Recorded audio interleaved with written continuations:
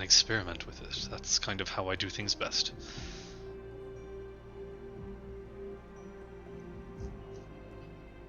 I think hearing the phrase experiment, Baldir kind of gives a look towards Otrek. Otrek being the resident experimenter, and Duran's not very smart, so he's got to figure out how he can do things on his own. So he's got to That's throw what I his meant. physical body against things as much as possible to learn. It's a hobby. May I see it? You see the hesitation in Baldir as he looks down and kind of holds it tightly before starting to move it towards you, pausing briefly, taking a deep breath, and then extending his arms. And I don't know if you're looking at it or if you're looking at Baldir, but if your glance ever does come to Baldir, he is staring, glaring. It's more like looking around at everyone, sort of waiting for someone to say no.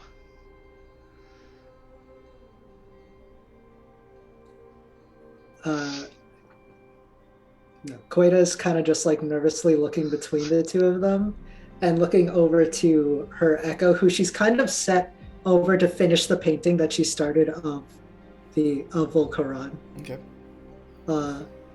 And she's just really just sitting there tugging on her collar, watching the shard not pass between people. If no one stops him, he'll just kind of gingerly reach out, looking around, and kind of put his hands on it. Be careful. Duran. I'm always careful. Roll me a charisma saving throw.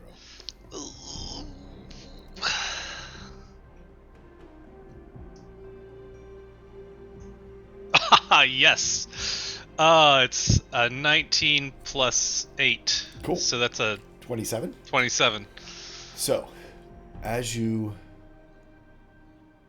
take it, the insight just sort of flows into your mind in a very modern description, but I couldn't think of something better. So, does a light bulb understand a nuclear reactor? Holy shit. Okay. But what you are able to glean, and are not overwhelmed by the knowledge of, with your saving throw, is while Shimandala was a conduit by which the power flowed through you, they are still connected to it. And there's almost a brotherhood that while Shimandala is not a warlock and channeling the power in the same way you are, Shimandala's sort of primordial form and existence is now forever intertwined. And in Shimandala's long life, the way that it is expressing itself is through these runes that have now become etched upon their scales.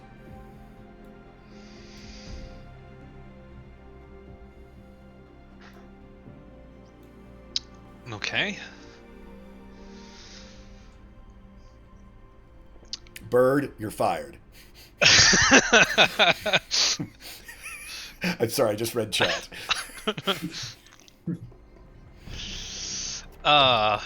Yeah.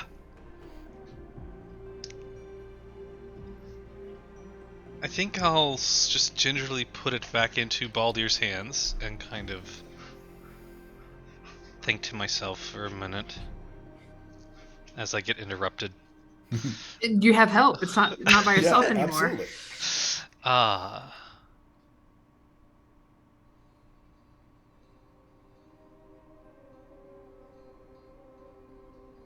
If I thought that Shimandala had limitless power, that is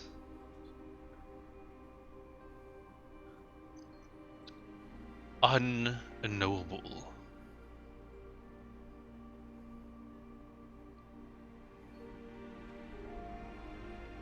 I think that's all I want to do this evening,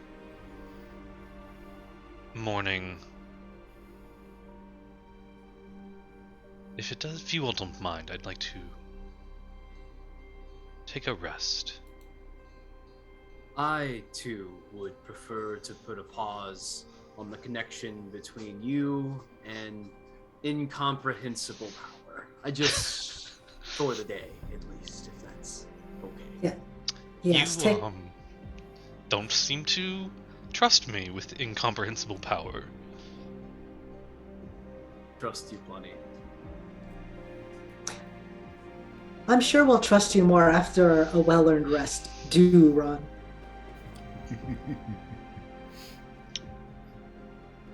Queta's also going to make a quick look toward Haran, because I don't know if we all noticed that Haran was a little off kilter as we were coming down from the skull. You tell us, Haran, where's your mind at? How engaged have you been in this, or how? Not very. This is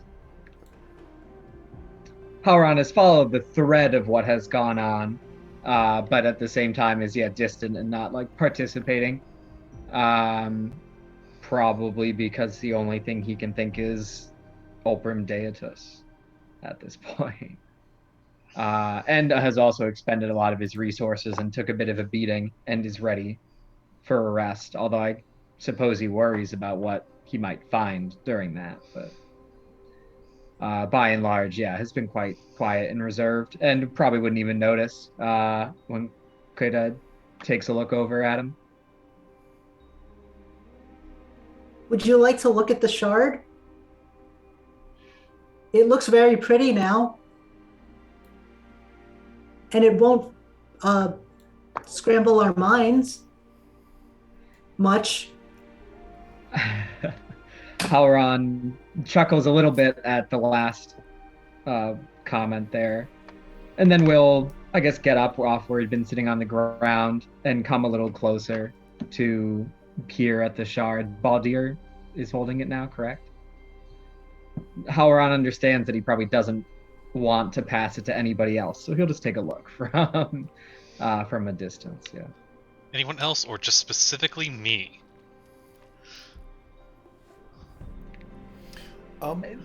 They're not mutually exclusive. Right? With your, especially being a druid of the stars, this is okay. Roll me a wisdom check with your proficiency, so the equivalent of a wisdom saving throw. If Hauron comes over, there was something that Duron had. Go for it before we get into this. Yeah. I love that y'all both rolled 27s. That's just too cool.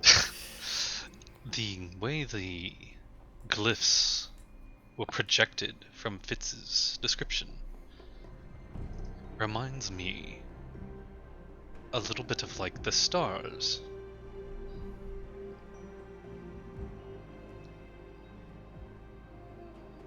Me too, Duran. And Halron will take, a long circuitous glance around at, I guess, just the handful of stars that would be left at this point as we get towards morning. And he'll look back down.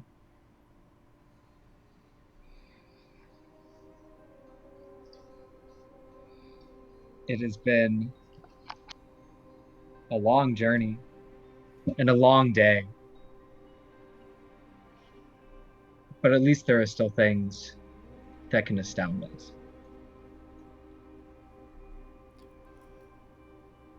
As you look into the morning sky, much like our own sky, there are stars that are some of the brightest that will appear even as the sky begins to lighten. and you see the three brightest that even at this point in the world are known as the three sisters, the sisters of fate. As you talk to Duran and then sort of look down to the sphere.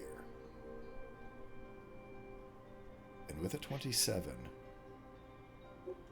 there are three tiny occlusions in this otherwise perfect crystal sphere that are in the exact same configuration as the three sisters above. Just tiny imperfections, the only ones in this sphere that are even detectable. Just your knowledge of the skies and thinking sort of in a spherical overhead space, you're able to spot them.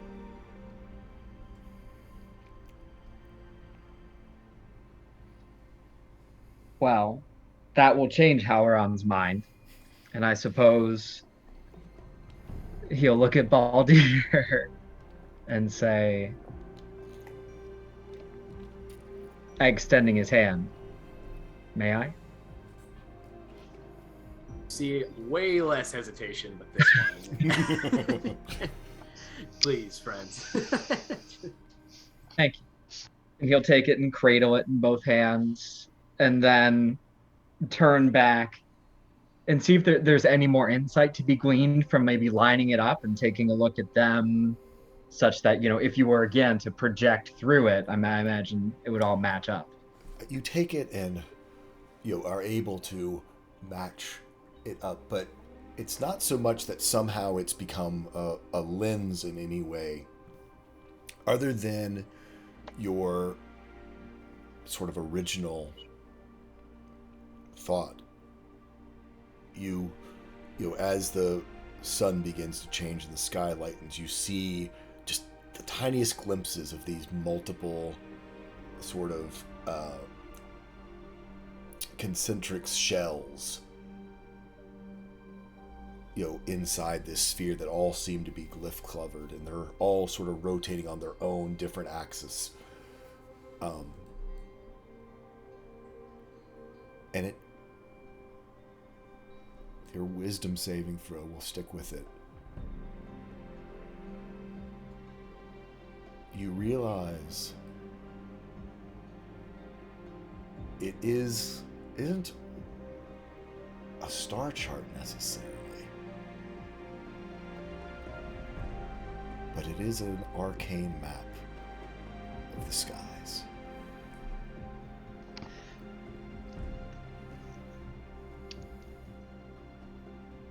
Speaking of projections, Duran, it appears the sphere may hold more to tell us.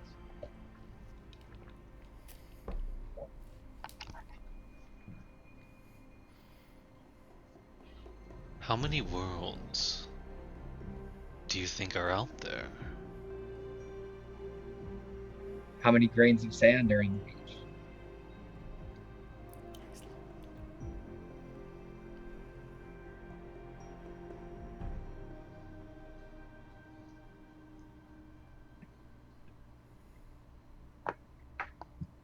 Hauron will turn back towards Baldir, mime as if he's going to throw it at him. And then gently hand it back with probably the first full genuine smile, at least since arriving at Vulcan.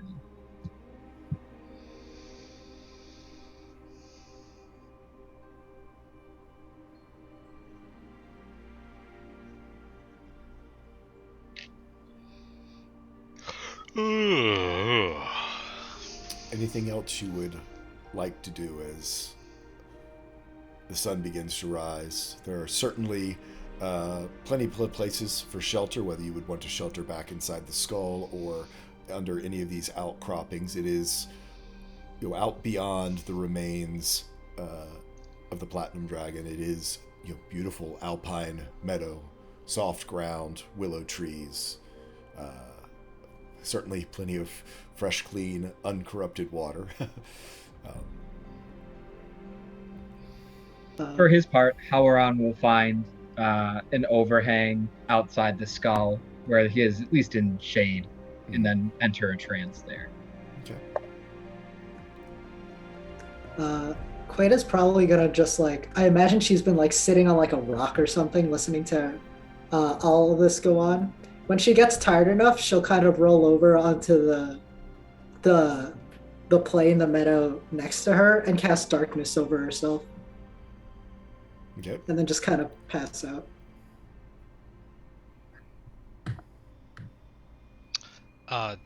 Duron's probably gonna be the last one to go to sleep.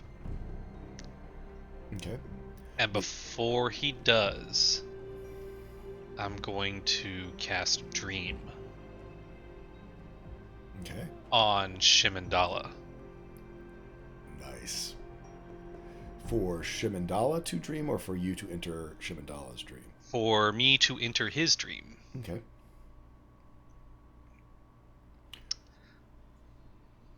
You are welcome to do that. Let's go just check with everyone else before we hop into that funness. Yeah, nothing special for Baldir. I mean, he'll probably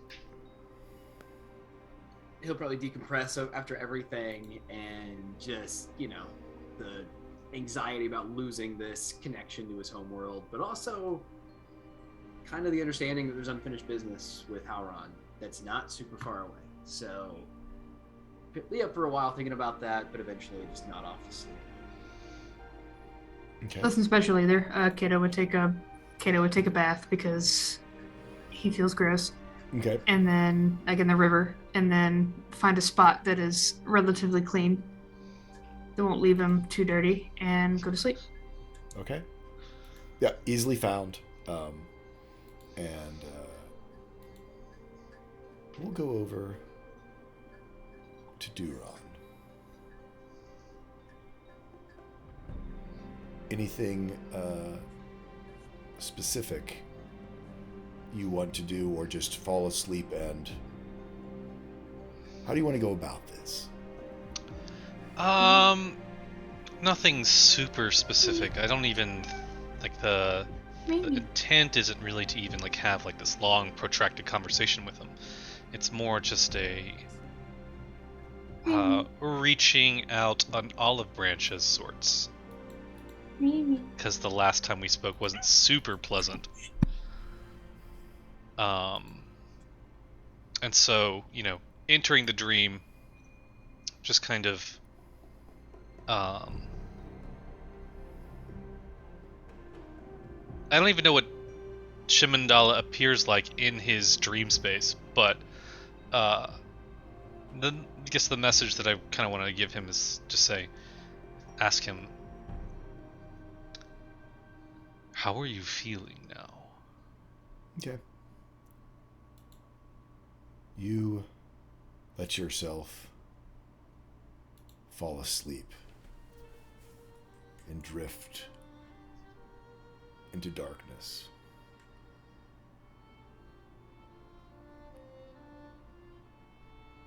And a familiar tune enters your mind, but not necessarily played on a violin, just the notes of the same song you play many a night.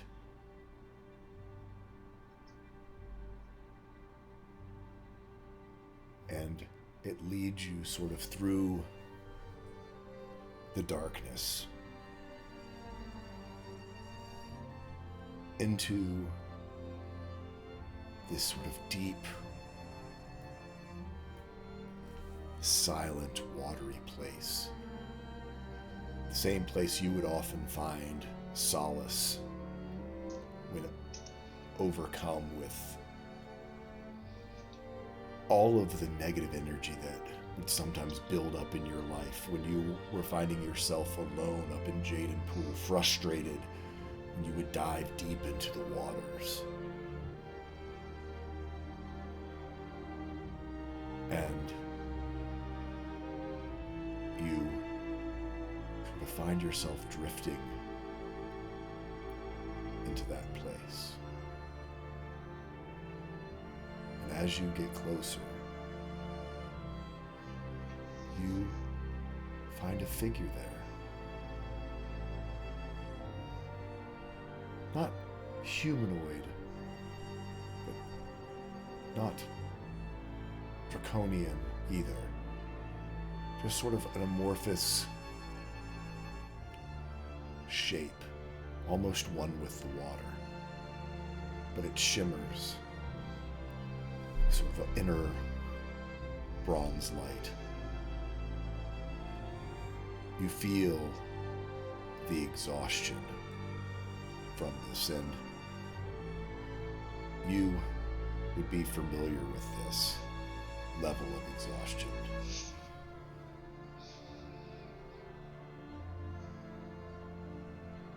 Had Shimandala pushed themselves any further, it would have been unrecoverable.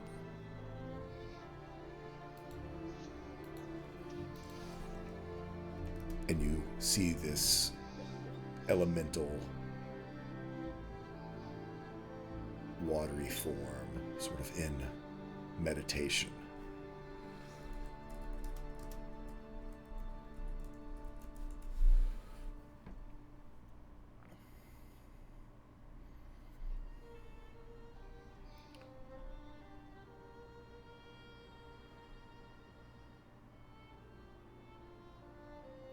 Does it stir at all as I approach it? You see the equivalent of a deep inhale of breath, a bit of tensing of the shoulders, not an insecurity almost. Too tired to argue, but not strong enough to perhaps defend themselves in a duel of wits or shouting match or whatever's to come. A bit defeated, but also recognition that they are cured.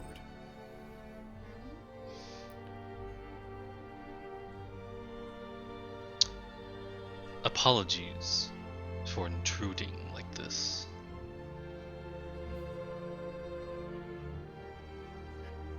He sighs.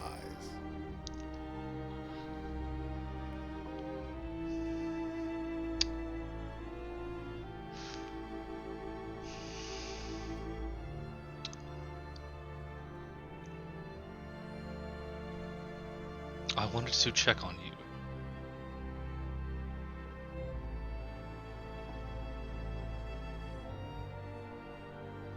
The eyes open, somewhat in surprise.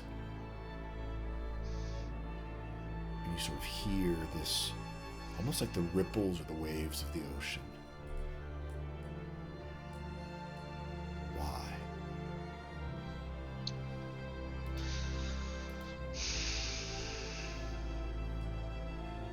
You owe me nothing. Other than perhaps a return of the torment I gifted you. I am not going to dwell on that. In fact, I would prefer just to forget about it. I think I don't have a good explanation when you ask me why. We share a connection. And I guess I didn't want you to be alone.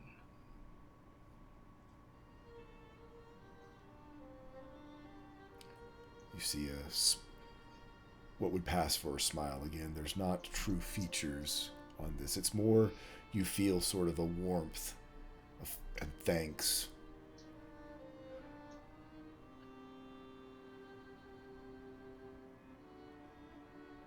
I didn't know what else to do. And you were the only... Almost like a blush, realizing that he's about to catch himself in an earlier lie.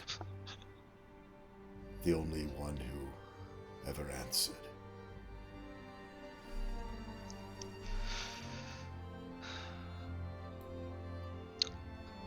Well, I can't speak for the rest of my friends.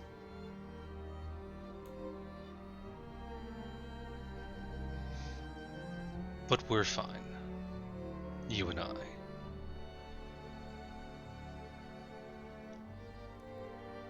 I forgive you.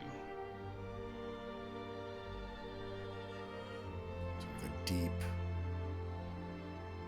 thanks and almost a bow.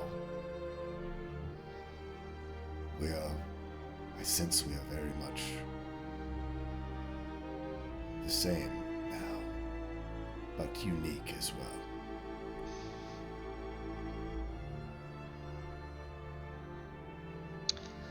That shard.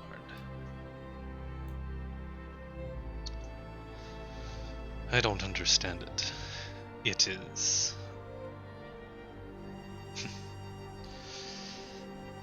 unfathomable. I know it connects us somehow, and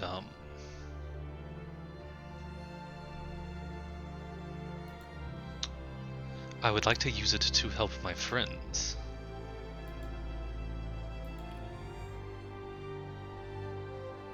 Do you know anything about its nature that you can share with me?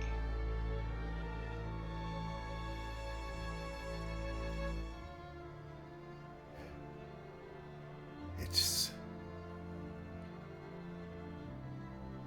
vast, and as they say that, their body lights up and you see surrounding you as though you were inside the sphere, hundreds of glyphs rotating around you, multiple axes.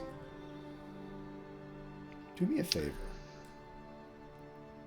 Roll me a d6. Okay. 2. As these swirl around you, the knowledge will not come quickly, but you will find it. Ace, please add 3 to your intelligence score. Oh! As your mind opens to the knowledge of the sphere, not yet able to comprehend it all, but as you have awakened and unlocked this ancient artifact with your actions through the campaign, you receive a boon. Sweet. Well,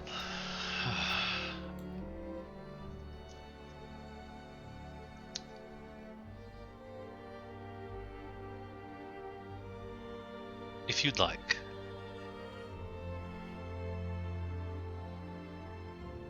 I'd like to continue this conversation I would in like the future. that too. I think there's much we can learn together, and perhaps I can learn from your and your friends' examples how to be a better steward of. He almost says it as questioning of my ocean.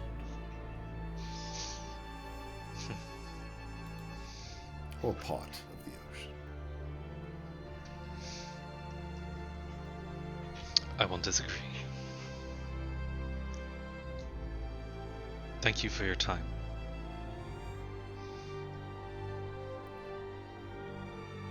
Then I'll withdraw. Yep. We will speak again, brother.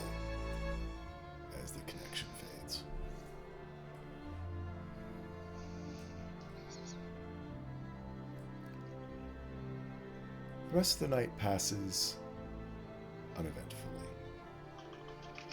You may all mark down, or I guess morning passes uneventfully. You all may mark down that you've gotten a long rest as you awaken mid-afternoon to the sounds of chirping and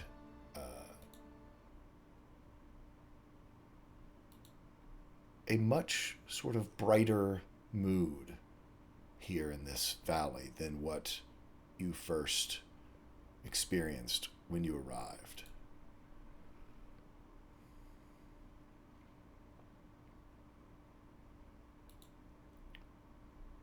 And you may begin to plan your day. Step 1. Scut is no longer Scut. We're scrapping that idea.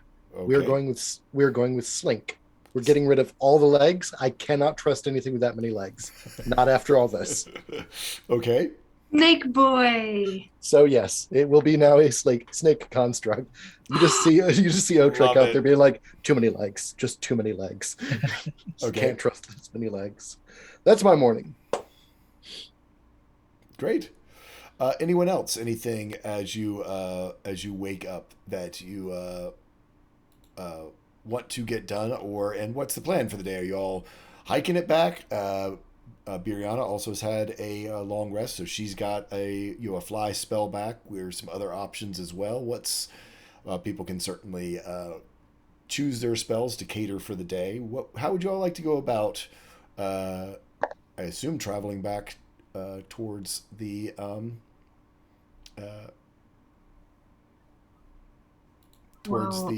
ship. A Question wind mark? walk would get us halfway there, right? Because it was 8 hour. Correct. Yeah, so 8 hours going. If we all did, actually, we'd get there sooner because we had to go at Howron speed Correct. because Howron was carrying the shards. So we'd get probably like 3/4 of the way there.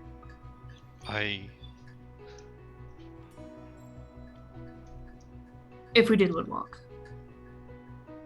What have I called in a favor?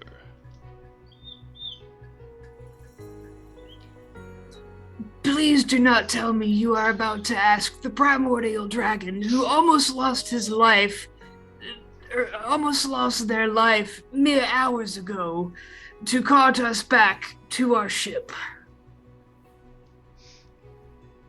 Could ask. Don't have to say yes. Just rude. They need rest. But you can ask. I'm not going to ask. I will say, if everyone's going to be captured by the Windwalk, because if you recall, we were going at Halran speed, which was like 90, and Yeah. Windwalk is like 300. I mean, I would say, and also just for expediency of the story, that we could say that you all can do a single Windwalk and get y'all self back, unless there's anything else you want to do up here in the valley. But if it's basically y'all are just going to be traveling, I'm more than happy to do a little DM hand waving and say, yep, that can happen. That's fine. I mean, if we want to do the Shimandala I was going to say, conversation, we can. Just Kato's going to point out that's. Shimandala will still have 4 levels of exhaustion as of this morning, so. Fine. I was going to say, I won't ask Shimandala to push themselves to another exhaustion. It's fine. How benevolent of you. Yeah, I will kind of mentally tell him before we leave that we're heading off. As you sort of reach out to Shimandala, there is a agreement, sort of a sound of agreement, and as you sort of open that telepathic connection, you see Severin sort of appear before you.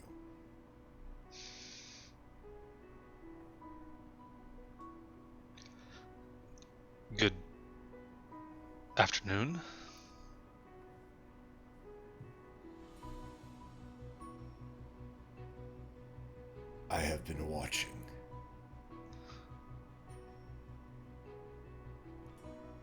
They will be safe here. We will care for them until they have recovered. As a favor for what you have done, he sort of looks back towards the skeleton, the remains, for us. You have my thanks, then. Sort of fades back just into the shadows. I'll turn back to the group and get ready to fly.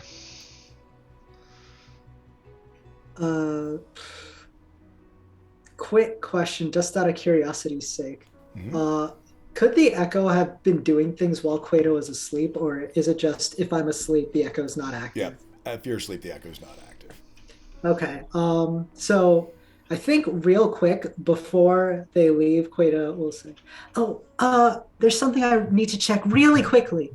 She grabs her painting supplies and runs back into like the skull area and just kind of quickly and roughly traces out the general shape of the area because she plans to make another, maybe not like a full-on painting, but she just wants to make note of the place. Yep, no, absolutely. You're more than welcome to do that, and with a painter's eye, yeah, you can do a quick, in the time it takes to sort of gather people together and clean up camp, have a little bit of breakfast, etc. You can sort of capture that, no problem.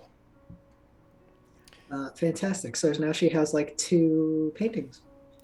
So with that, she'll kind of join back and say, "All right, ready to go."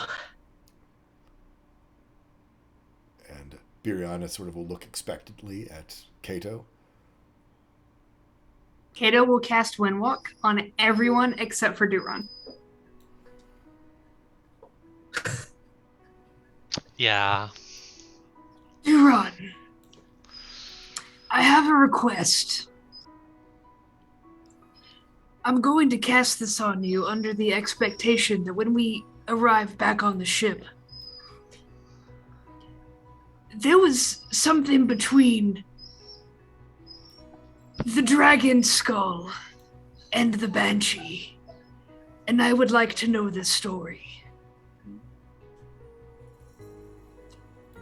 And Kato will cast it, and then on himself. All right. Cool.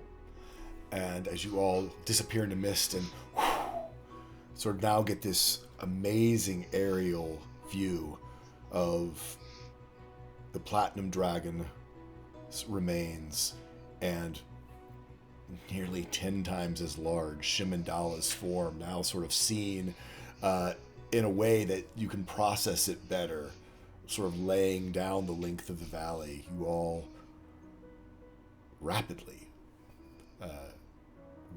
are whisked back towards the ship. And that's where we're going to take our break, and we will see you all back in just a few moments. Thanks for tuning in, everyone. We'll be right back.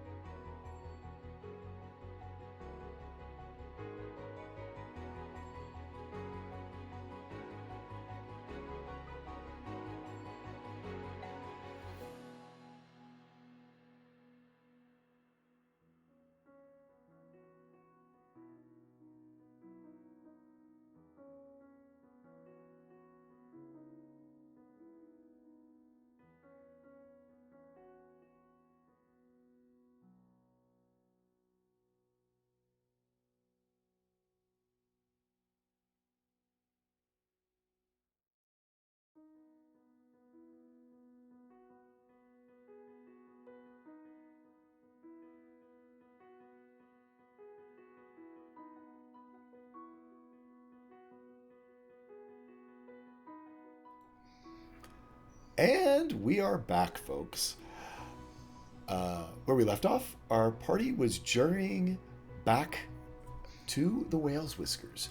Across the valley, down the majestic falls, the Broken Blade Falls, arriving probably around 10, 11 o'clock at night, back on board the Whale's Whiskers, as where they rematerialize there upon deck.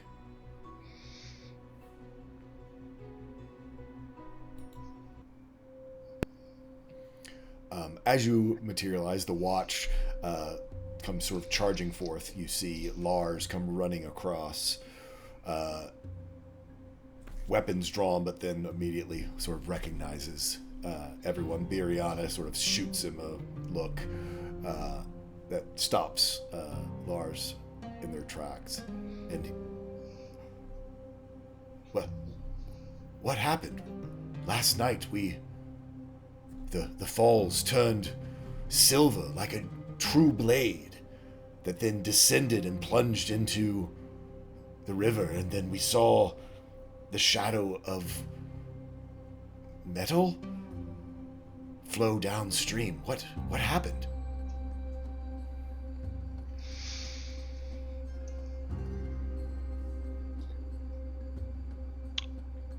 That was y'all, or do we... I think that's a good thing. I hope that's a good thing.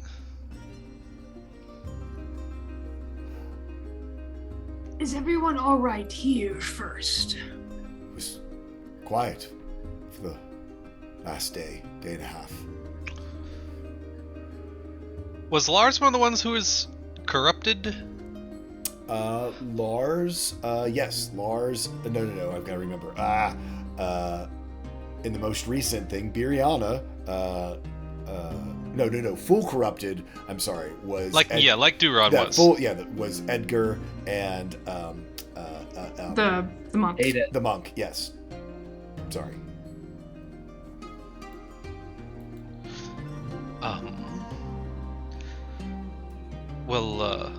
Kareth, Jadefist.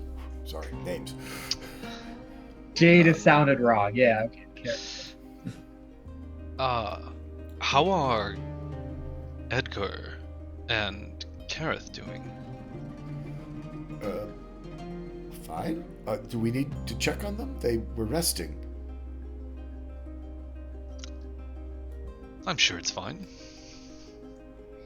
Lars looks at you and knows, immediately looks to Kato. I would like to take a look at them, yes, but nothing bad. If anything, it is something very good. That was all Duron's doing. No one ever trusts me. Totally does not believe you. No respect at all. He just sort of wanders off slowly, sort of backing away, kind of like doing the keeping eyes on Duron, and goes back to watch. Biriana, I don't know about y'all, but how can being a cloud be so exhausting? I'm going to bed. I want my bed. And you see her sort of stroll off, little whistle of a tune. You don't, she doesn't seem that tired, but she definitely seems to be wandering off. Seems a little bit, certainly, of lighter spirits, having fulfilled 2 sort of things off of her checklist.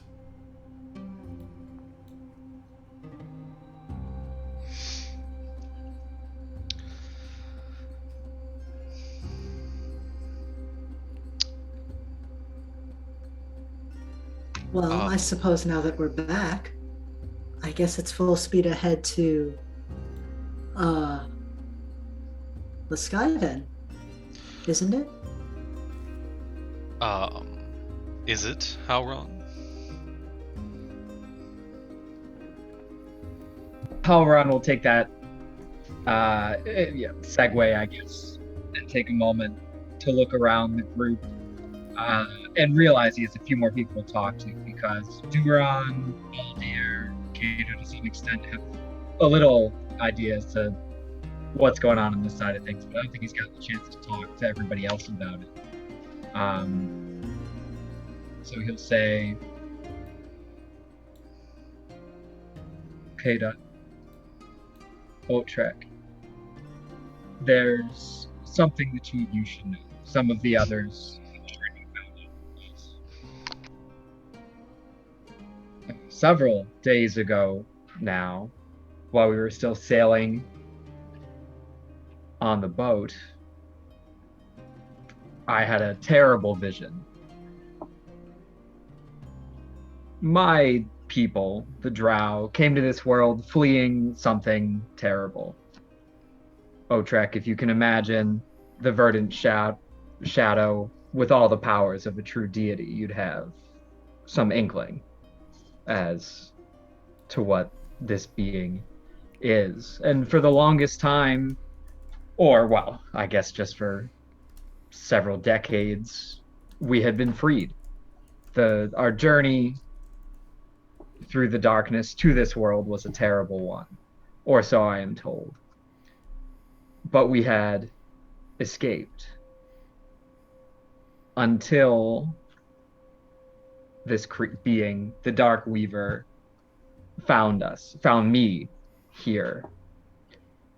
That the spider leg that burst forth from Duran, the spiders that came forth from Shimandala, much of the corruption that we have faced seems to be connected to the Dark Weaver. And when we stopped in the middle of the high canyon to look down the tributary a couple of days ago, in my vision, the end of that canyon perhaps is not where the Dark Weaver herself is to be found, but at least an important locus of her influence on this world is there. Now, I've spoken to the captain, and as I said before, to some of the rest of us here, but I have to ask the two of you now, if you are willing and able to venture forth and see just what is to be found at the end of the canyon.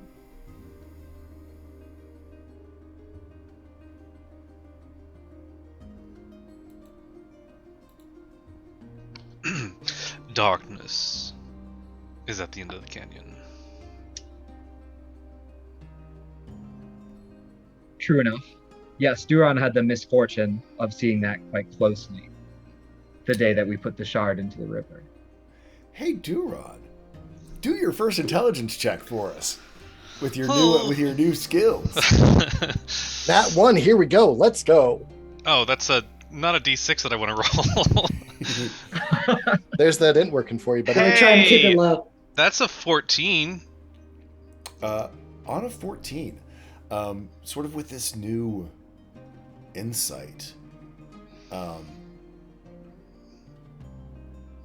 you're able to piece together that the corruption that was lurking in your bones seemed to somehow blend with whatever evil and aura was in that cave to create the manifestation of the spiders that you then seem to infect Shimandala with through your connection. I'll relay that information to everyone.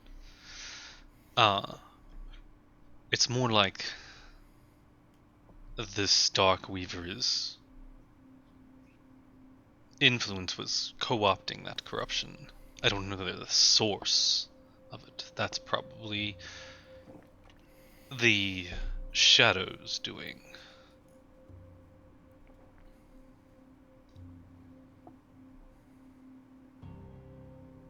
All the same, I at least must venture forth to that cave. Promise, and I intend to keep it.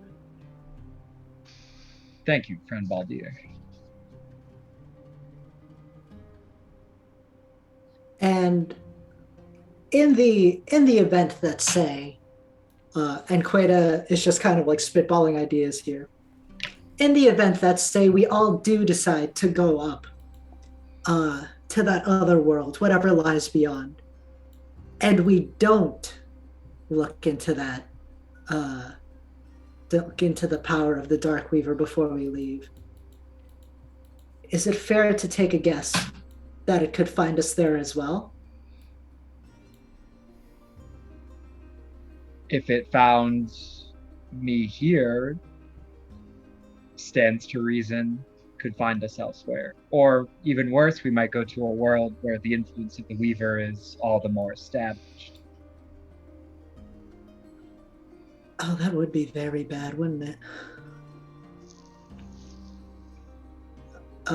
Queta kind of just heaves a bit of a sigh and says, "This voyage just doesn't seem to be getting any easier, does it?"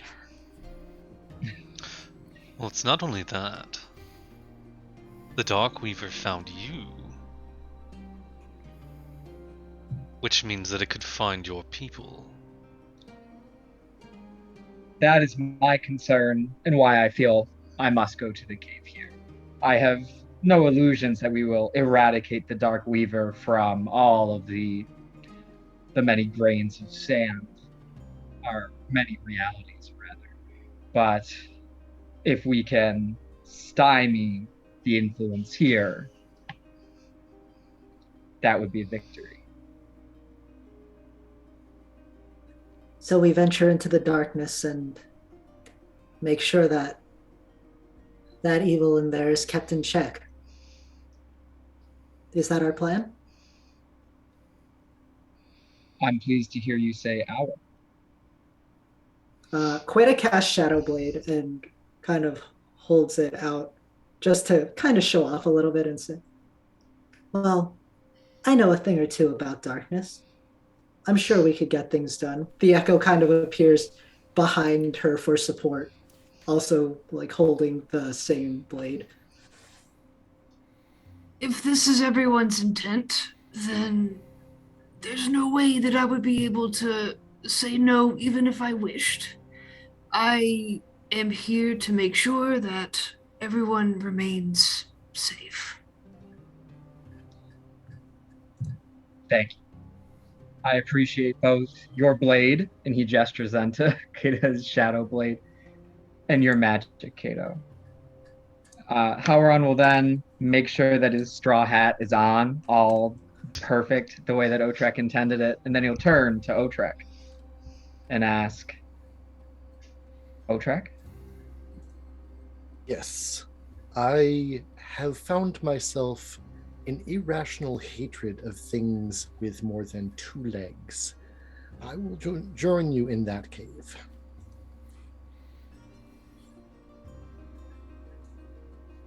Howron will glance down at, would you rename the construct? Slink. Blake, thank you. Glance down at Slink, give a faint smile, say thank you.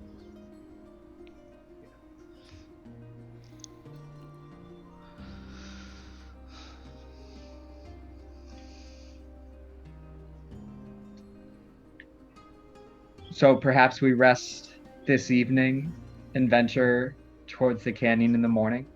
I'll have to speak to some of the crew, but I suppose we ought to anchor the boat outside anyways. I mean, it is you have sailed the night before. I mean, you certainly could sail through the night. I think big piece of this, if you recall, towards this far up the river, you will have the current on your side. But if you recall, the winds through the canyon were quite treacherous. So, I mean, a big piece, your characters would certainly remember. I know it's been several weeks for us. Baldir storm control would be necessary to navigate if you decide to set sail tonight, or whether you wanted to remain anchored here at Broken Blade Falls. If you recall, it's about a day and a half to get back. No, it was, yeah, you reached your sunset. No, it's a day. It's basically a day. It was a long day, but it was basically a day. because it was sunrise to sunset, which at this time of year was, more than 12 hours, probably a good 16 hours current on your side as well. So. Right, but then if we leave in the morning, we get there in the evening and go in the dark.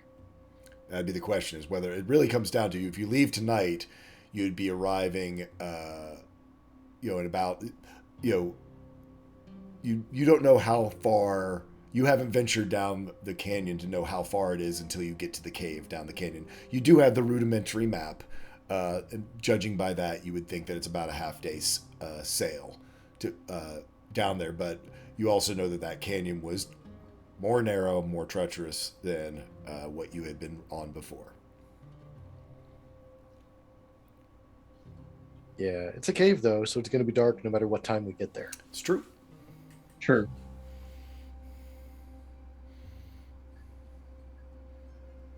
If I may, Queta says, hearing that Haran is planning to talk to some of the crew. I would just suggest maybe taking Baldir with you if you intend to talk to some of the other members of the crew. I just get the sense maybe having someone who's Queta is trying not to look at anyone too specifically, but she can't help but linger on Duran a little long when she says this. Likable with them when you mentioned that we may have to take another detour. I something in the past few days, I've just had a bit of an inkling that it would be wise to present ourselves in a more personable manner than we may have been doing generally, if we're going to be going on such an extreme diversion. Well, diversion, it's actually a very major path, but you understand what I'm getting at. Sage advice, yes. Perhaps we should all come together as a crew on the ship to discuss the matter. Save us any... Oh, please. I wouldn't say all of us need to be there. And again, her eyes kind of drift toward Duran as she says that. Perhaps everyone need not speak. He won't look at anybody particular when he makes that comment. I'm feeling a little called out here. Why would we do that, Duran? We would never do something know. like that. Oh, you do now with that above average intelligence. Burn! Wow. Okay. Duran's a very good liar, at least, so... Touche. Duran speaks up. I'm 65% sure you're talking about me here. Bringing the mouth into it. So, we'll go ahead and say that y'all are going to meet in the morning, maybe, over breakfast. Yeah, well, we'll let Queta go in and get Nerial and tell him. But so you all can get another long rest again if there's any adjustments you want to make to your spells, etc. And we'll say sail on the rising sun, or have a meeting on the rising sun. So you all sleep through the night. It is uneventful, and awake into the sort of familiar sounds of ship life, and sort of with the return to that level of stress that had been hanging over everyone. I think probably the most welcoming sound Cato might have ever heard was the fumbling of teacups as Fitz walks in.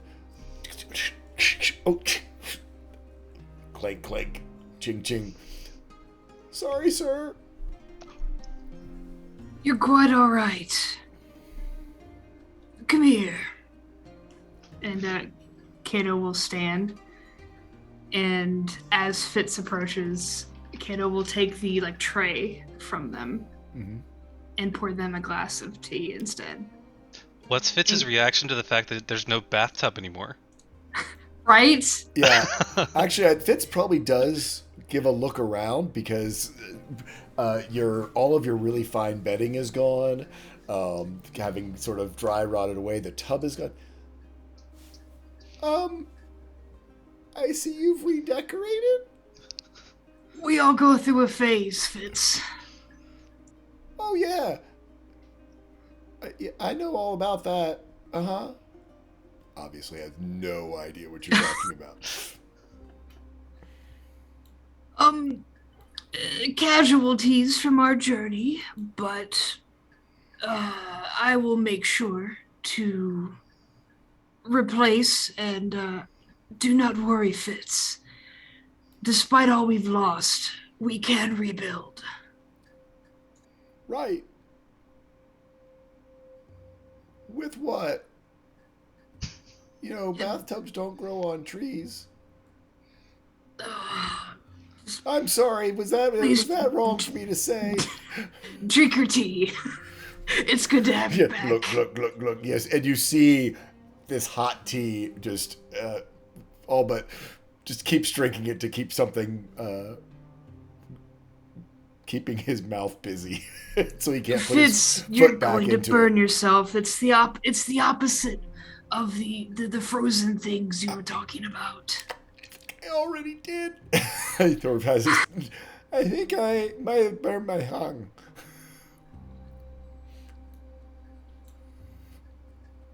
Let me get your dressing gown. What happened to your... I'm not going to ask you anymore. It pulls out the absolute wrong combination of every piece of clothes that you have. Kato will happily wear it. Kato is going to look like a disaster.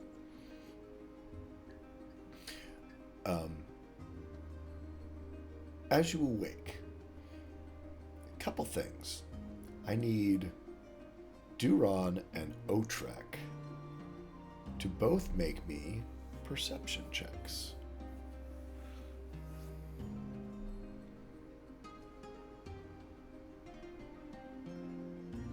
I didn't get any wiser, y'all.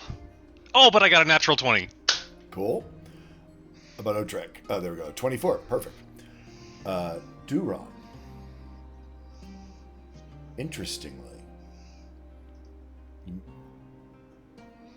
your sort of sack full of corrupted spines still there, still undecayed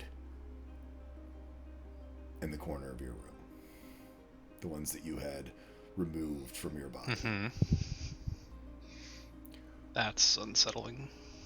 Otrek. I had forgotten about that. As you sort of unpack, sort of reintroduce Slink to your laboratory, while they did a good job of hiding their tracks, someone has gone through your lab while you were gone. Well, it is a relief that the boat is still intact. Interesting. That would have to be someone that was on the ship and bold. Who do I know that is a good tracker of people? Not Kato. Not Duran.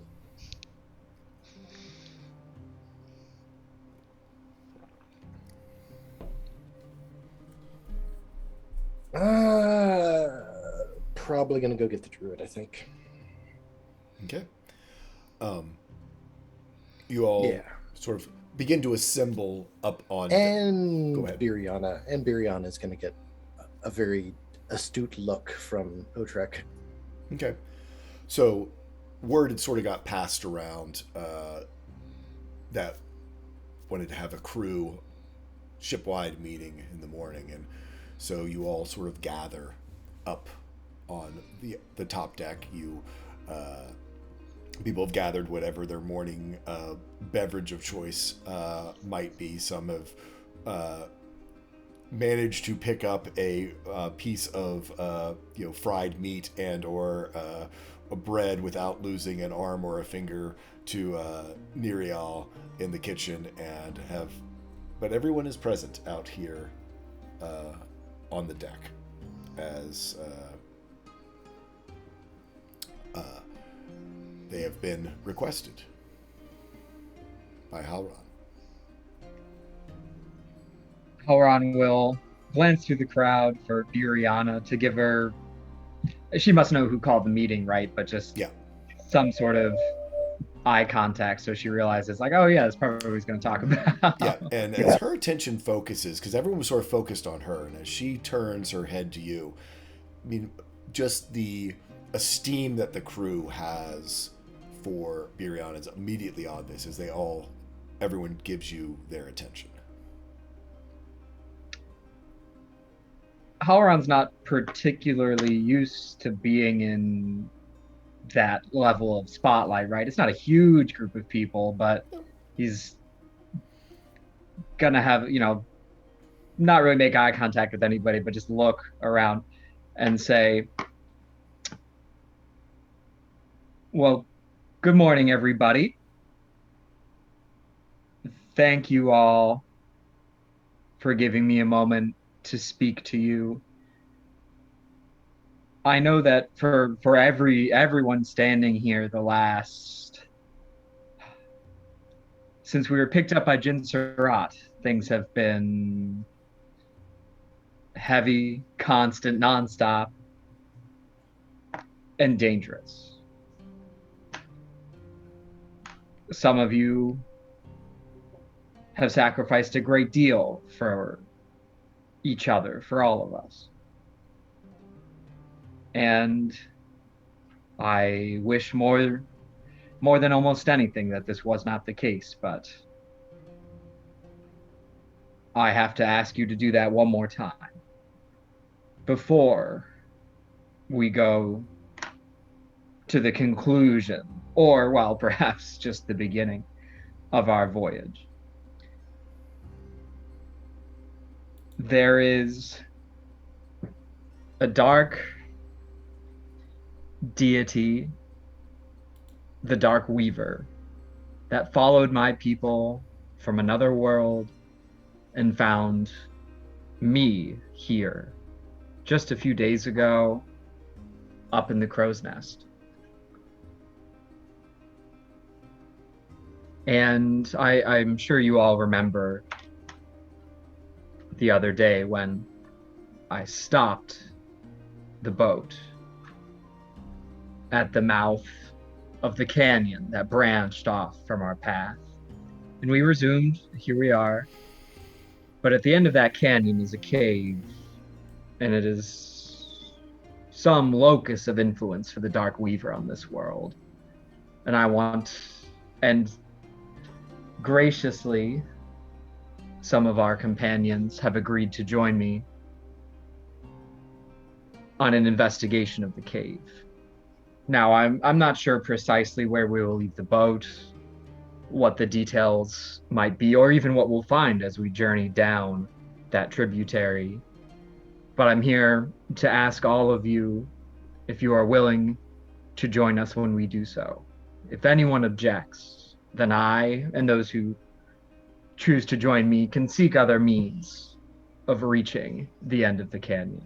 I will not endanger anybody any further than they already have been, who at least is not informed and in agreement. And he'll just trail off there and see what happens.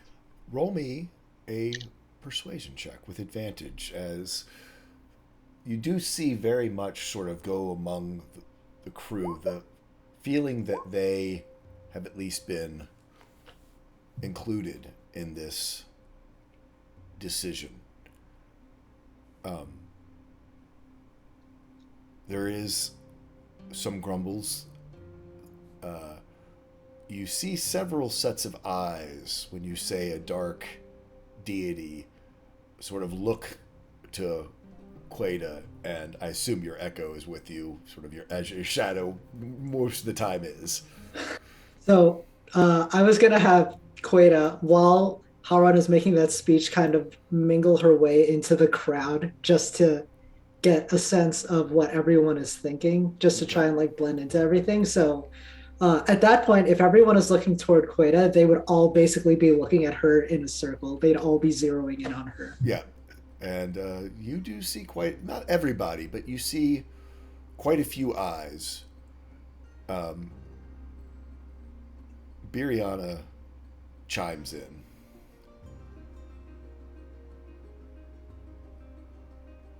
I have guided you all to many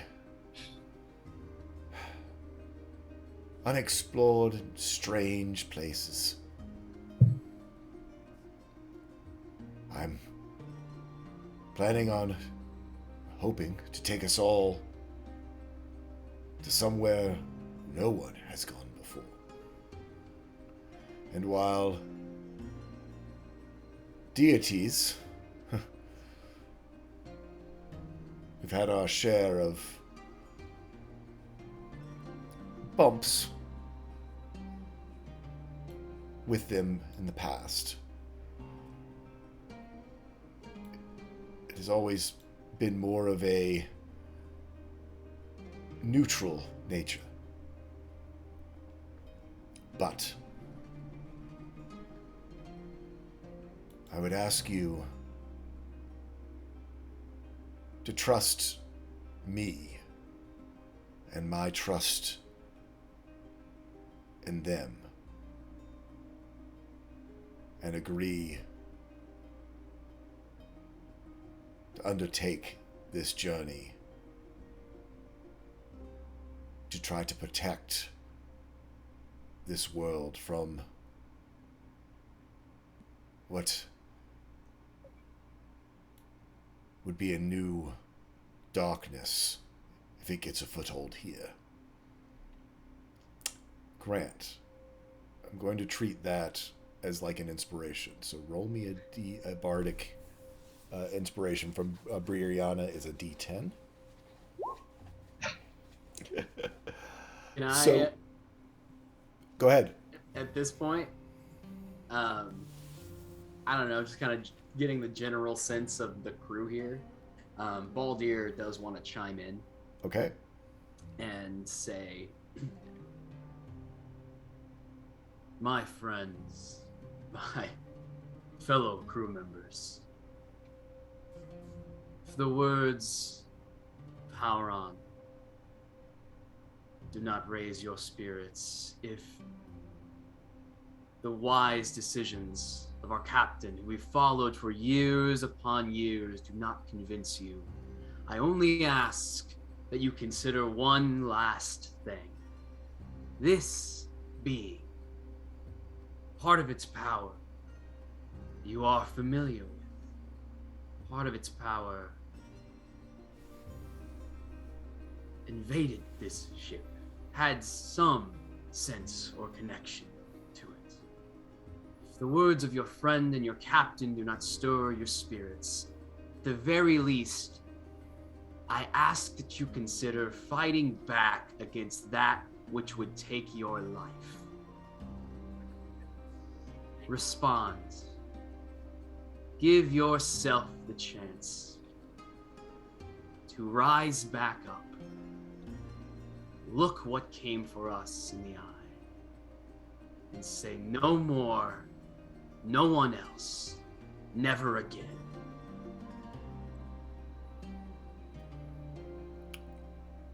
Go ahead and roll me a persuasion check, and I'm going to let's see what the morale of the crew is going to be for this voyage. On a 21.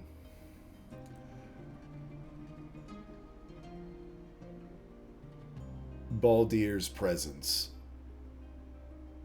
probably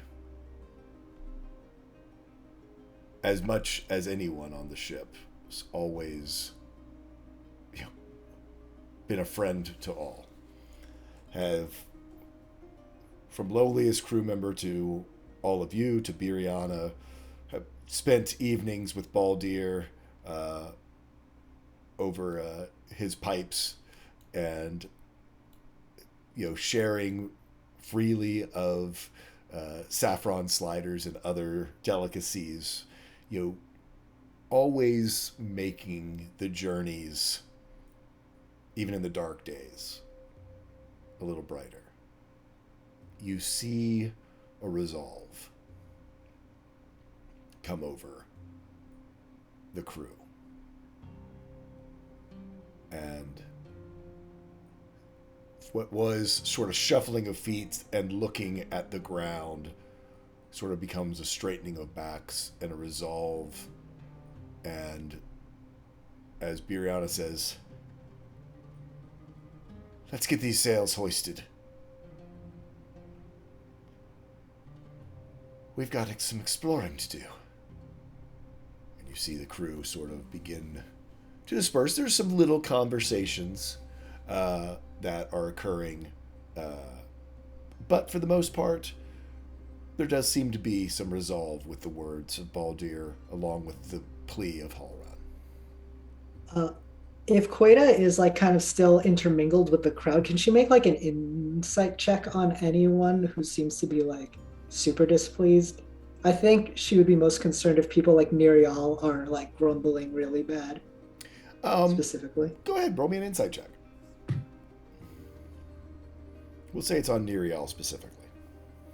He's Nerial is, he grumbles all the time. You don't pick up. He's hard to read. You don't see him anymore. I mean, he's pissed off in fair weathers and following breezes. So yeah, Queta just kind of tugs her collar, but gives a weak thumbs up to Baldir, thinking it worked. Baldir and Halran. And the ship gets underway.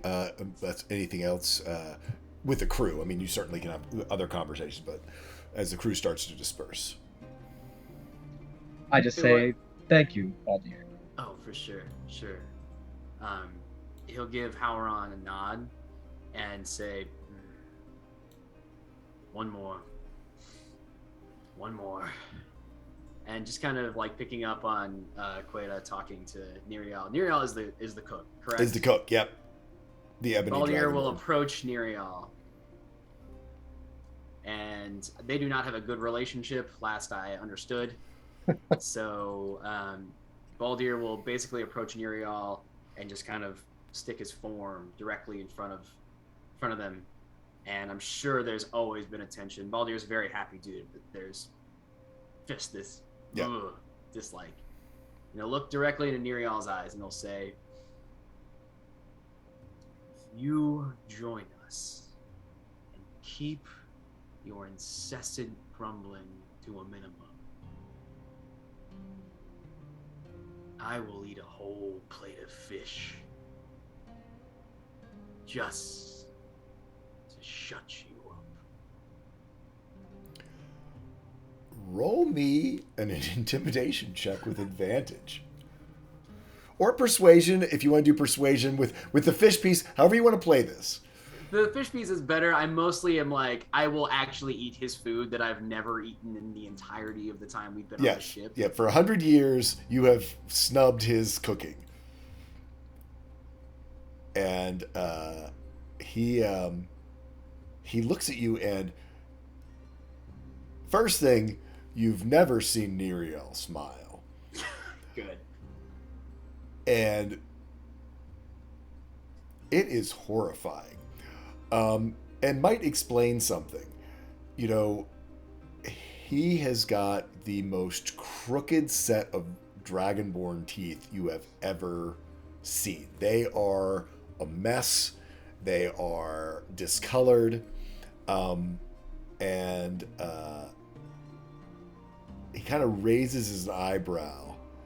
And you kind of see there's a weird moment where he kind of reaches, as you're talking at that first moment, he almost is like reaching for his cleaver, which is kept on a holster. And then when you say that, the smile comes. And he does give a little growl and then catches it and he goes,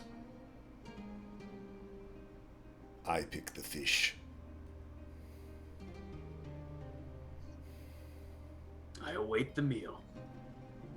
And he sort of smiles and weirdly, in a shockingly friendly manner, kind of gives you a bump on the shoulder, kind of laughs and kind of walks by you. And you can sort of hear him chuckling to himself. And it doesn't even take an insight check. The wheels turning of what horrible thing he is going to cook up for you. Baldir turns to Elron and Queta and gives the most half-hearted thumbs up smiles. Just I've asked you to sacrifice a lot, but I would not have asked you to do that. You would never have to ask me to do that. I know how important this is. And personal tastes can be put aside for the time being to accomplish a greater goal. And I will never look at another fish for the rest of my life, should I help it. But for the greater good, yes. Yes. Mm-hmm. Yes.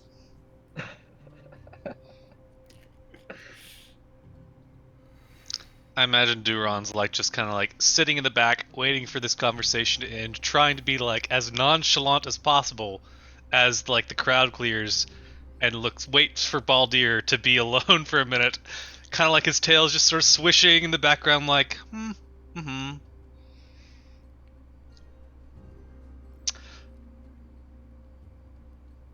So about that I shard. would like to see the shard. You can tell Baldir is a million miles away right now. Just, oh God. Yes. Yes, just please. I understand, Duron. I know this goes without saying, but please, please. Gentle, careful, not too much, not all at once. Take a breath. I am a beacon of restraint.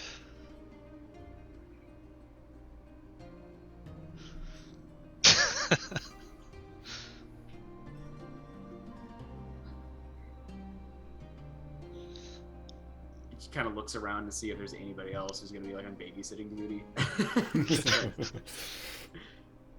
Yeah, where's everyone else? I'm tracking down Howron. My hat. Queta is kind of splitting her attention between working on the ship and having either herself or Echo kind of focused on finishing those two paintings. She just really wants to finish those before they leave. So certainly you can work on that. I would say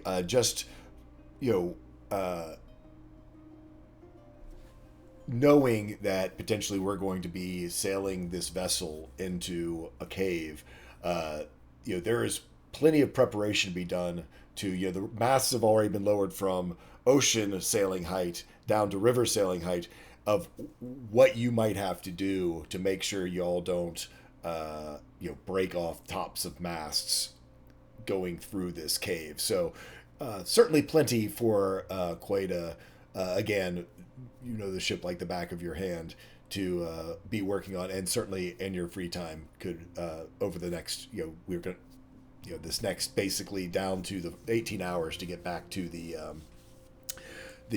canyon entrance, can finish off your paintings. Yeah, so she and the Echo will probably work double time on that, probably casting Unseen Servant to help too if she can, just to make sure that's all done. Yeah, at this point it's more prep for it. You don't want to take the, you want to have your river sails up while you're going down the river, but for whatever configuration you might need to get the ship into. Yeah, gotcha. Okay, cool. Yeah. Laying out plans, figuring out what should come down, what needs to stay up, etc.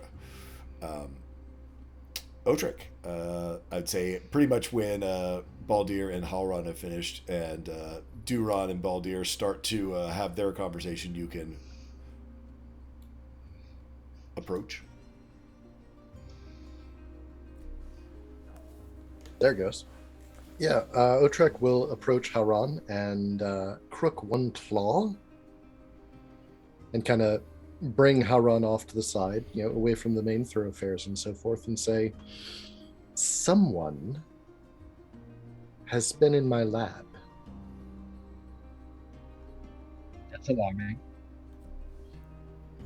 I am glad the ship is intact, but with everything that has been going on, it would be best if we were sure it was a someone and not a something.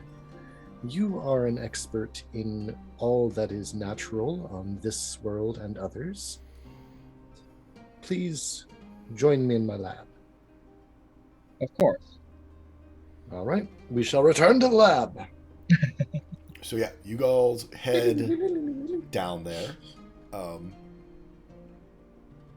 And how do you want to go about this? As you arrive, Halran, to your eyes, the lab looks exactly as you've always seen it. To you, it's a cluttered, crazy, engineer's workshop with some filing system, some sorting system involved. Otrek, to you, 30% of the things in here have been touched. Okay, so 30% of the things in here have been touched. I would like to bring Hauron's attention to the things that are least likely to have been touched by me recently. Okay. Something that's very infrequently used. That way there isn't any, confounding scent. I don't know how Hauron's going to, divine this. You've got the right idea. That's actually what I'm thinking. It could be some weird drow blood magic. I don't know. Oh, well. So, I don't have that spell prepared. Yeah, so there's nothing I can glean visually. Is that the long and short of it? Yeah, basically, visually, you don't know this space well enough. And every time you've walked in, it seems as though a new whirlwind has occurred in here. But Otrek, there are some pieces that were your sort of early, working thought models for the engine that you have ended up in a stack and in sort of a crate over in one corner that are not the way that you left them. Yeah, the organization makes sense if you just remember where you put everything all the time. So yeah, it's fine. The organization is whatever I used last. It's going to be over here. Okay. So yeah, I will point to Hauron and point to this crate and say, this in particular, I have not used this in perhaps a year, and it has been moved. The items in it are not as they ought to be. Well, the issue is not readily apparent to my eyes, but perhaps another scent will prove more useful. Please, just a little bit of space. And I will wild shape into a mastiff. Ooh, nice. Which does have advantage on smell-based perception checks. Okay. And then sniff at the crate. Okay, go ahead and roll me a perception check with advantage using the whatever the mastiff's stat things or however that works. It'd still be Hauron's because druids keep their wisdom. Yeah. Oh yeah, because you're right. It's not a perception. It's still theirs. 26, nice. So yeah, the 18 on the die with a 26. You smell this area around the crates, and it's not like you pick up a person smell that you're familiar with. But there is a scent that is distinctive. You can't quite place it, but it would be something that you sort of are able to lock it in your mind of if you were to go search for it or if you encountered it again. Halron's plan at that point, assuming he didn't recognize it immediately, was to search the ship for any traces of that smell.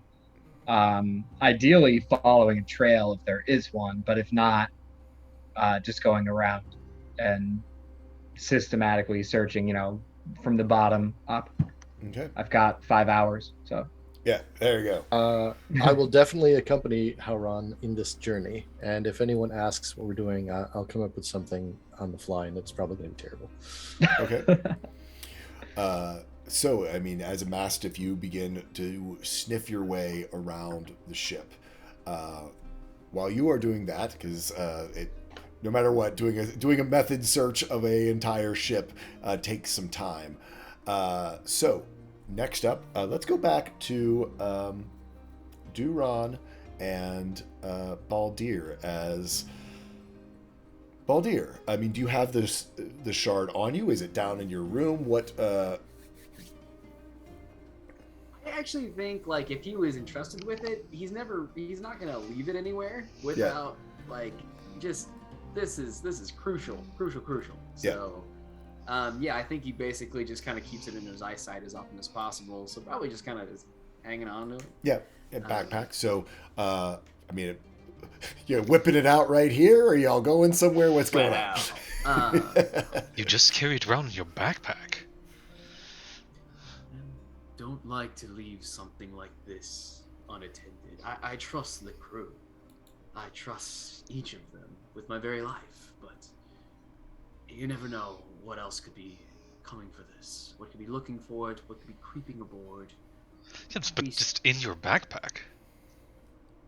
Well, where would you ask that I keep it? I don't know. Then here we are.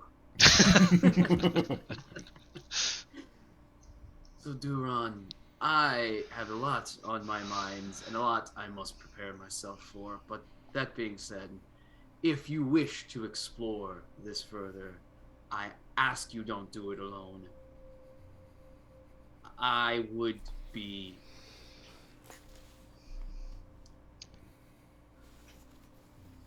available. There were a lot of words I was looking for, but available is the one I'm choosing. To be with you in case you need any assistance, in case you need to be pulled away, in case anything happens. Well, you have to navigate the ship, so I was gonna ask Kato. That is perfect.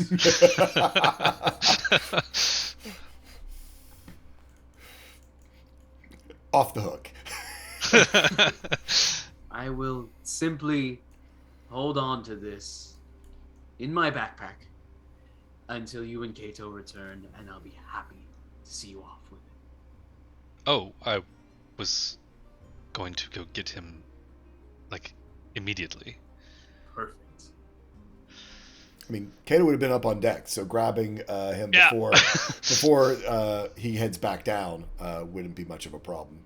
Unless you were in a hurry, if you were rushing away from the meeting or for anything, Kato.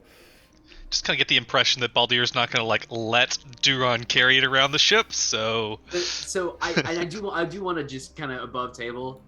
Baldir doesn't not trust you, but he knows how just cavalier you are with your ideas, and how you don't really have an off button. What do you mean? So it really is an out of pure abundance of safety and caution. What? Give the MacGuffin to the red button pusher of the party? So we have a Duran, we don't have a Duroff. And I need a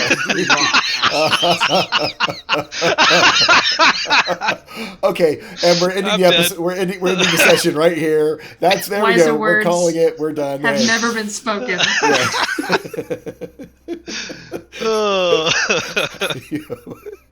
Oh my gosh. Oh wow. Um, But yeah, basically the second Kato, whenever Kato's good, Baldir will be handing the backpack, the sphere, to the shard to Kato, just to make sure that there's somebody who cares in charge. Somebody who is rational, who can. That sounds offensive. It's not that I don't care. You care too much. There you go. That's it. I'm a puppy with too much energy. Wherever he went. So, Kato, you are approached by Baldir and Duran. Gentlemen, rousing speech. Kato, I need a chaperone. This tell me something that I am not aware of.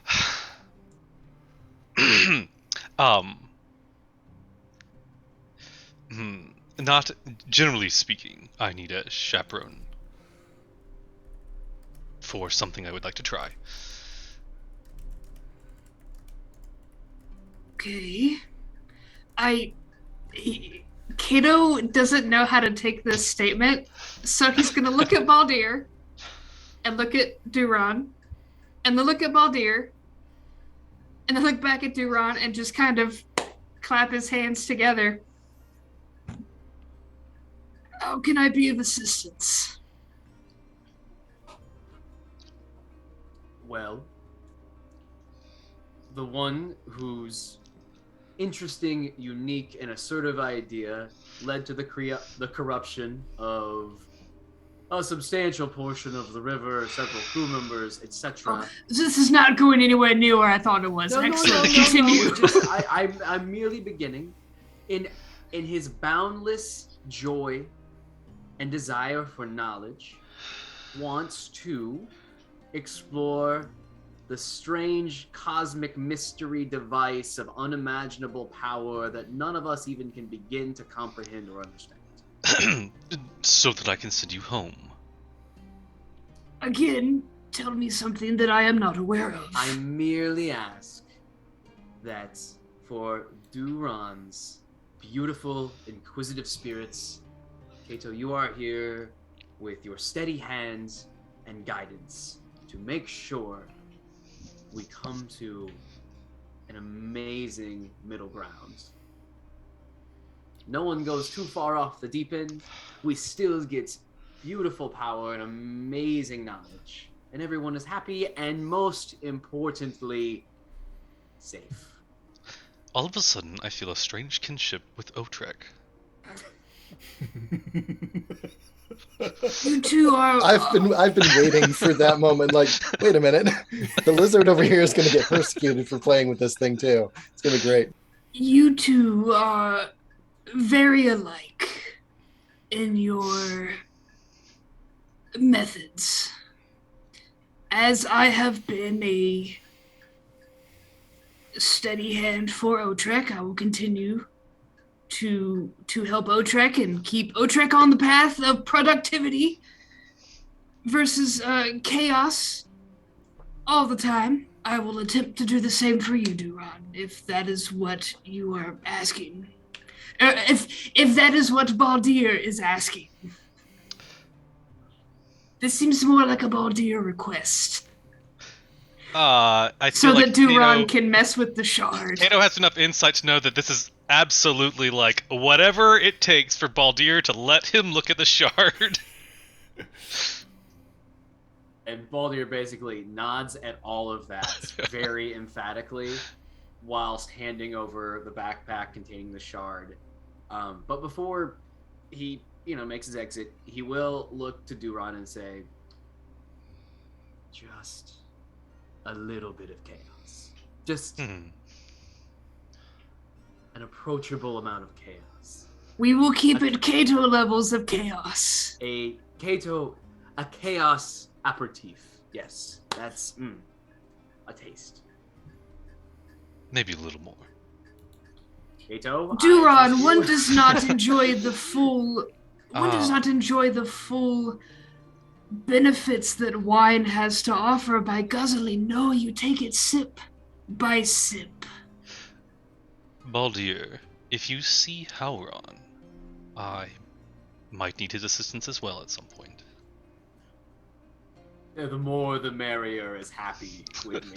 So yes, I love to see you expanding your network. It is quite a sight. So yes, Duran, whatever we can do to help, truly, and I mean this from a sincere standpoint.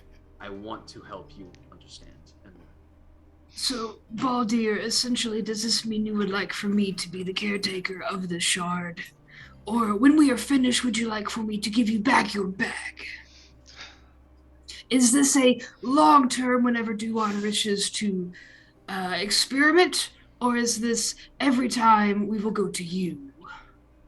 at this point, You could always just let me have it, and I promise I will not use it while you are not present. at this point, it is becoming clearer to me my own obsession with this shard. If you're offering, I would absolutely trust you. For what it is worth, from a psychological standpoint, please do not feel bad at the symptoms you are exhibiting over this artifact.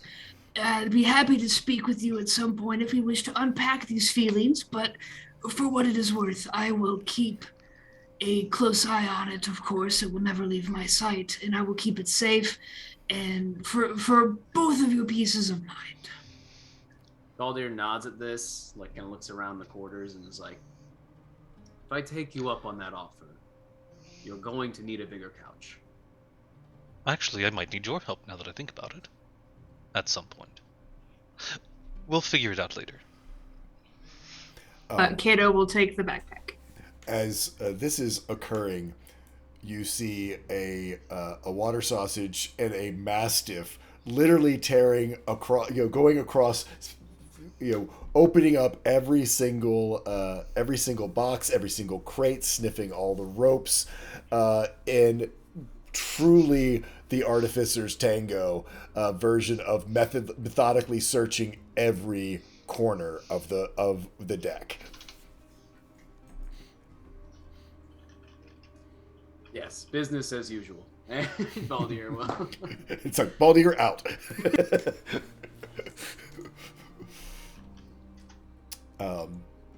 Tell you what, let's go ahead and wrap up.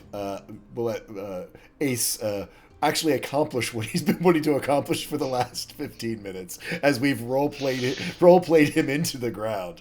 So we'll do that, and then we'll start up next session with the search of the ship. But let's go ahead. Duran, Kato. Okay.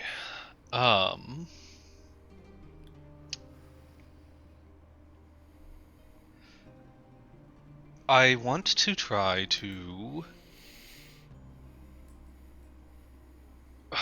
see if this can be used to open a gateway and understand how that's going to actually manifest. I don't plan on opening the gateway, I just want to understand if it's possible and how I can do that. Just so you are aware, Kato.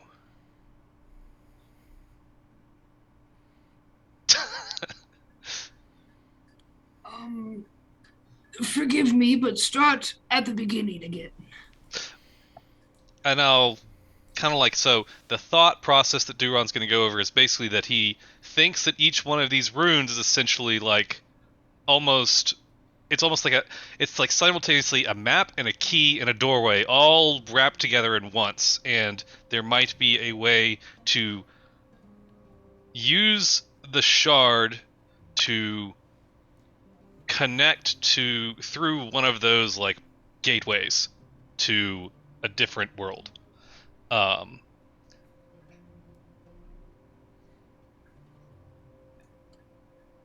So yeah, that's kind of where I'm at. And we are not opening any gateways. We are just seeking the potential. Yes. It might be better to start small and just try to explore what this shard can do locally. If you see a door with Don't a open it. doorknob, what will you do? I think the answer you're looking for is don't open it. What is the answer you're going to do, not the answer that I want? I'm not going to open it. I do have things here that I need to help with. It doesn't do me any good to open a door if there's no one here to go through it. I'm more afraid, not necessarily of us going through it, but something else coming through Coming it. out of it. Yes. Yeah. I won't open the door, Kato.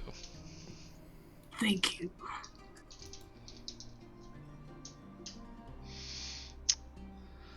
Is there anything I can do to assist you in this? I don't really know how this works, so... Let me... Let's see. I'm just going to try and connect with it the way I do with my natural warlock powers. And Kato will reach out and put a hand on Baldir's, or not Baldir, Duron's shoulder. I saw Baldir. Hi, Baldir! On Duron's shoulder, and I will cast Guidance. Sweet. Extra defo. Yeah, I'm really just kind of spitballing here, just trying to get base idea of what this thing could be used for. Okay. So, I'm going to have you roll a charisma check, a willpower charisma check. It's cool. All right. That's 12. Proficient? Nope. Okay. This is new Oh shit. pieces, new things. That's good. Okay, 19 total. Okay. On a 19, you sort of sync your affinity towards this magic that, while before was sort of flavored and was channeled through Shimandala, and you sort of follow back along those threads of power that you use when sort of weaving with your somatic components, your verbal components, to cast your spells, and sort of follow it back into this shard, this now sphere of the sky.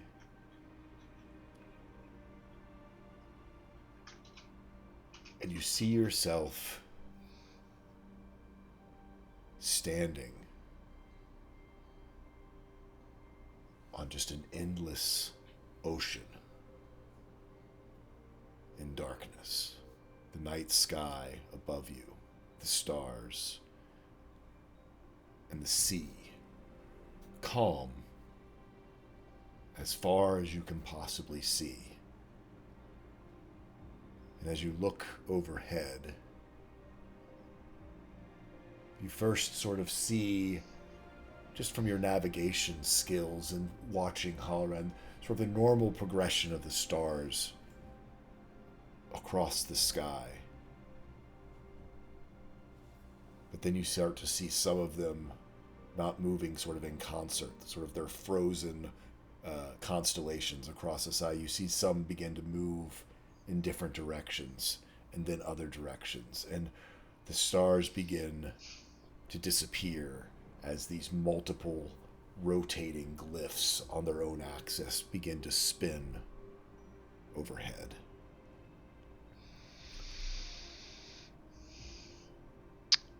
From your roll, you begin to concentrate, try to catch one, and you're able to see as one sort of array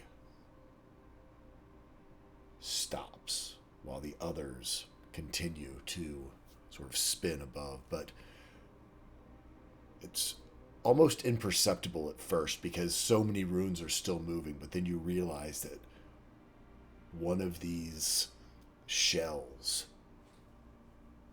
has all but locked into place. And above you, you see a single rune. First, sort of in a blue arcane light as all of them appeared before, almost starlight. And you see it grow and begin to turn red.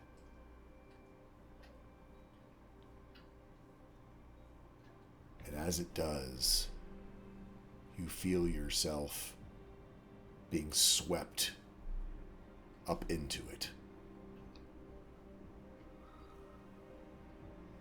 And like flowing down a fast-moving river, a canyon, you are being washed down into darkness. That same coldness you felt before the cavern. Those webs that trapped you. With the rune guiding you, you shoot past them and rip through those webs beyond, and you feel that sort of coldness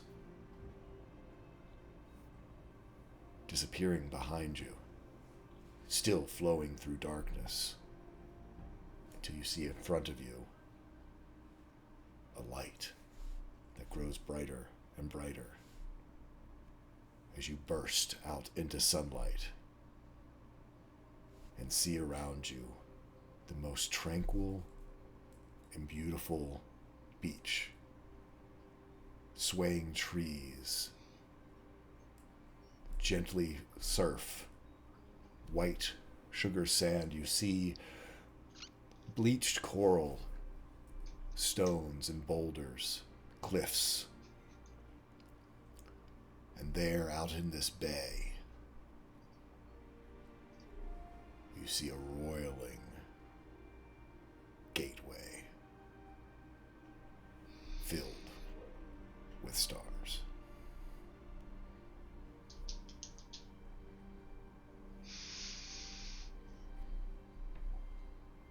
Brian wants to push the red button so bad. But Duran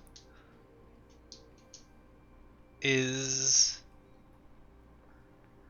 begrudgingly satisfied with what he's learned. The only thing I have questions on is does it look like I am still in our world? Do I have any idea of that? Yes. I mean, you Okay. very much feel as though you are in your own world, that you have not transitioned, just perhaps, as you were saying, found a map. And that somehow this red blood rune may connect, or is connected, to the darkness and the journey that Halran found himself on. All right.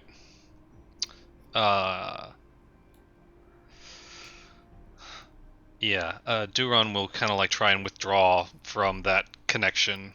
And you do. You find yourself almost, again, with your role, after sort of being swept into it, as soon as you ask, you find yourself back on the sea that one set of runes that had stopped begins to spin again, that then become the stars moving in normal constellations, and you find yourself back on the ship. I am going to draw as crudely as I can that rune and try to sort of mentally remember where it was. Because what I guess what I think, Duran will say out loud, kind of to himself, almost knowing, well, not really remembering Kados there. I wonder if that was Halron's home.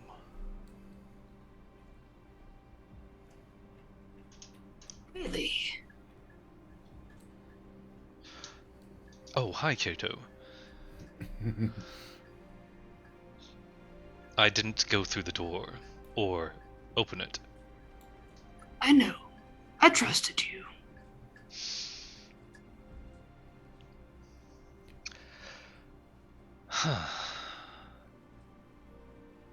There are so many.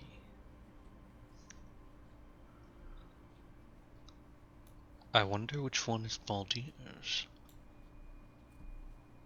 And with that question is where we'll end tonight's session. Thank you all so much for tuning in. I super appreciate it. We all appreciate you sharing our story with us. Let's go around real quick and meet our cast and find out where you can find more of them out in the interwebs. We will start off with Soul.